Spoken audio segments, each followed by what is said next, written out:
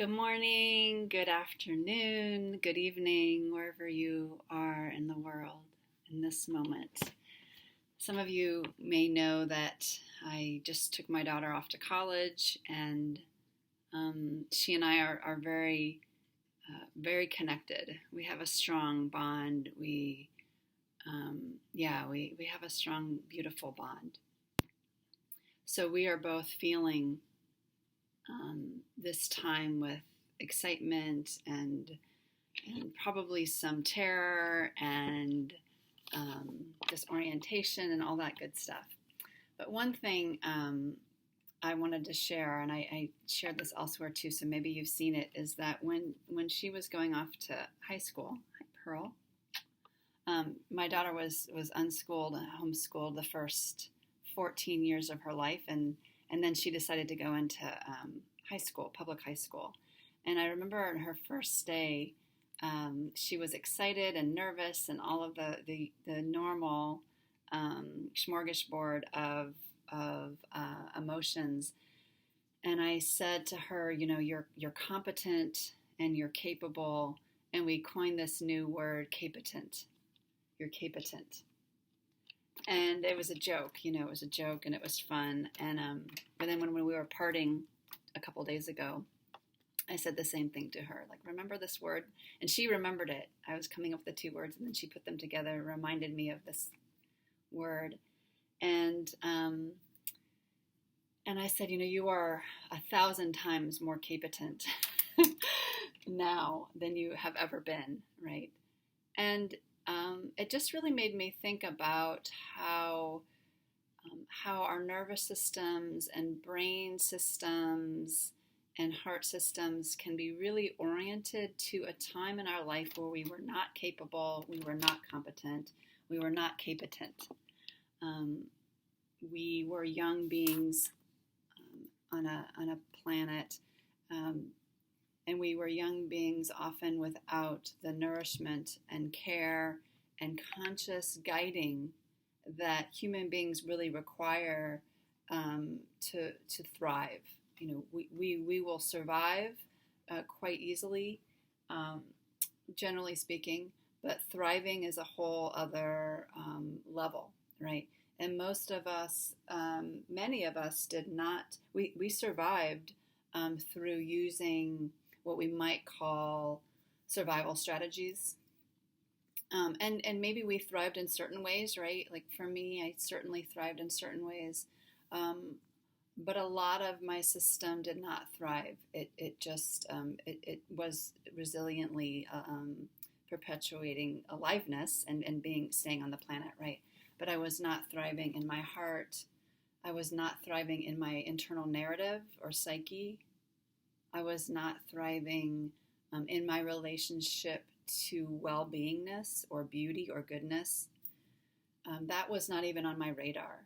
My world centered competition and kind of fear and scarcity and a smallness. That's what was centered in my family of origin. And there really wasn't a sense of beauty that was centered, or exquisiteness of life, or this connection with what is what we are amidst in terms of creation. The sense of something bigger than ourselves that is very mysterious and movement, and it has nothing to do with right, wrong, good, or bad, but it's just in creation. This rawness of life itself. I'm always looking at the trees out my window, and they are in this perpetual movement of growth and expansion, and then sometimes death, right? And they're in this co-creation that looks different ways depending on what's going on, right? And none of it's right, wrong, good, or bad. It's just the movement. But there is an organicness. It's not happening from shame or badness or guilt. It's happening from an intrinsic, alive flow. And so obviously none of that was taught to me as a young person. And even now that I'm 50, my system is still shifting the paradigms from this dominant oppressive narrative that I was raised with and seeped in to this more alignment with truth, actually, with the truth of fluidity and flow and organic co-creation. That is the truth of our reality.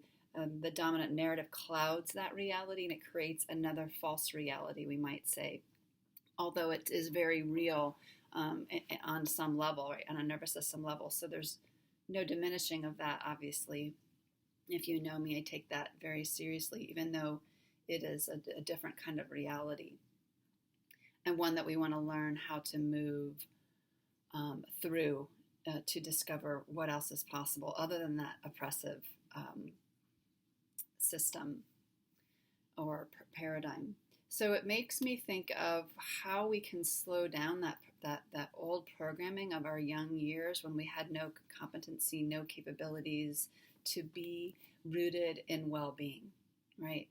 And I think on some level, as we have moved into adulthood, and those of you who are watching this, you have computers or access to technology and Wi-Fi, and there's something that you have, there's some kind of resourcing that you have, an agency that allowed you to get to this video.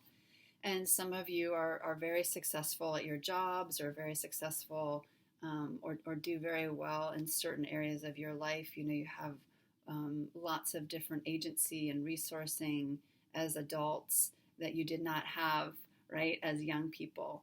Many of you own your own homes, or you pay rent on housing, and you have safe housing, and nobody's coming in your house anymore yelling at you, and there's no parents around shaming or fighting anymore.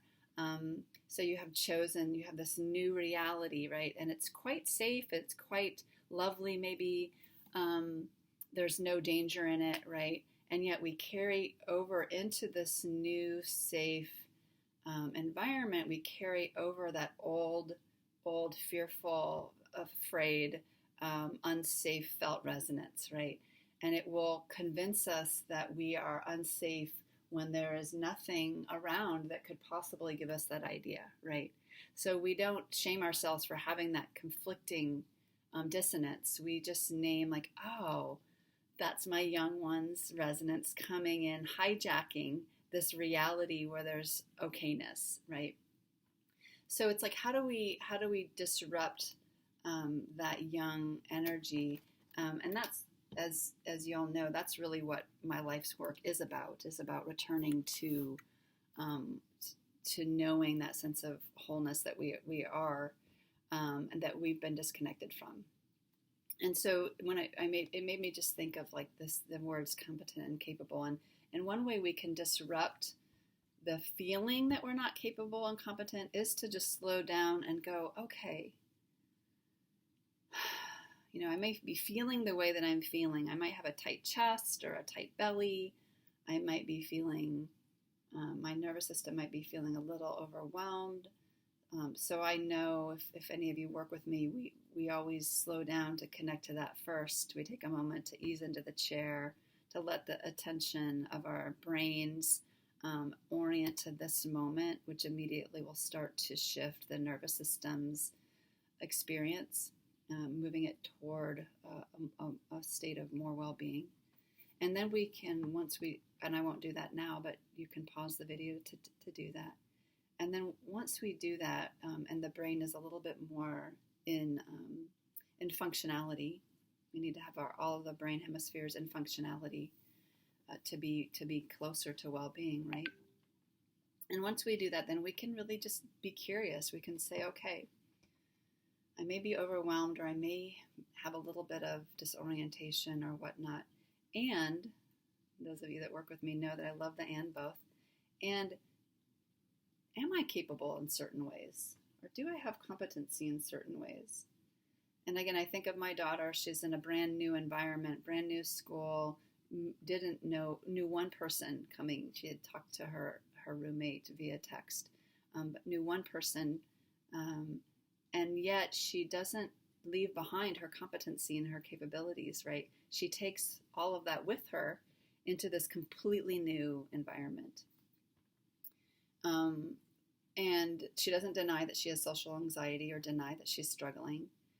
And what would it be like to be like, yeah, I have some social anxiety, I have some, some insecurity, or X, Y, and Z are hard for me. And okay, I know that I'm not denying that.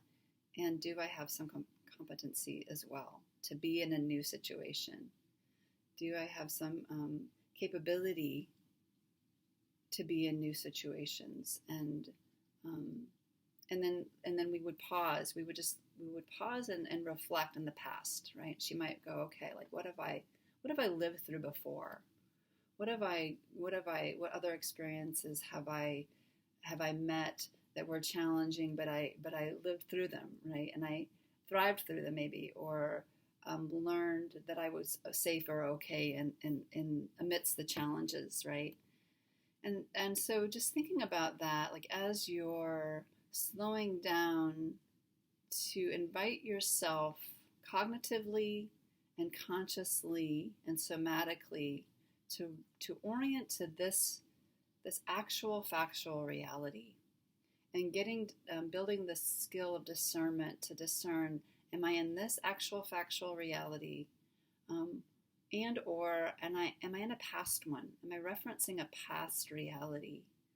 And just to not make either answer right or wrong or good or bad, like it might be some of both, like, oh yeah, I'm kind of doing a little bit of both. And then to just notice that, like, oh yeah, it's real innocent to bring in my past. And can I consciously connect a little bit more into this present reality and acknowledge my competencies, acknowledge my capabilities, not denying that there's struggle at times, right?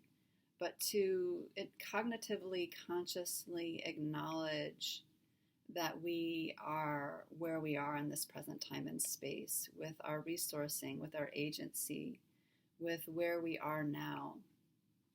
And to get more savvy with regards to those tracks that play that are very convincing, but do not hold truth anymore. They hold an old truth from an old experience, an old reality that gets projected onto this one. And can we slow down long enough to name that and to go, okay, that's the old one merging here.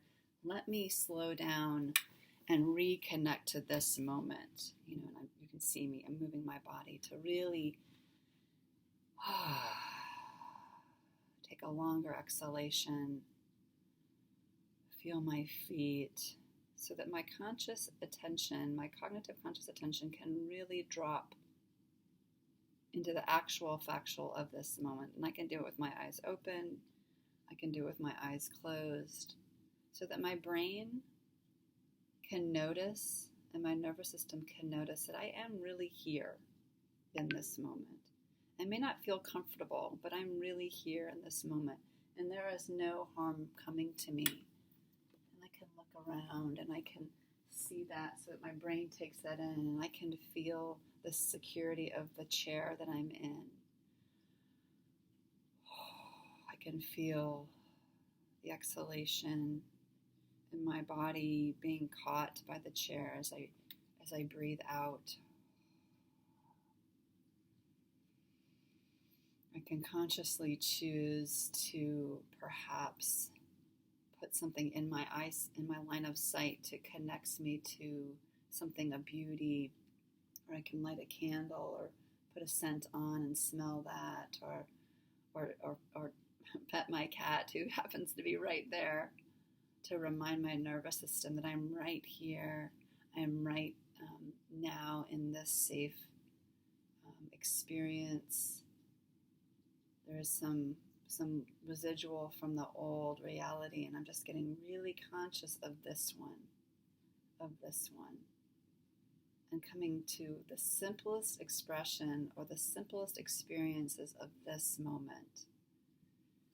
Feet flat on the floor, hands on fabric, mouth a little dry, right? Belly a little empty. You can feel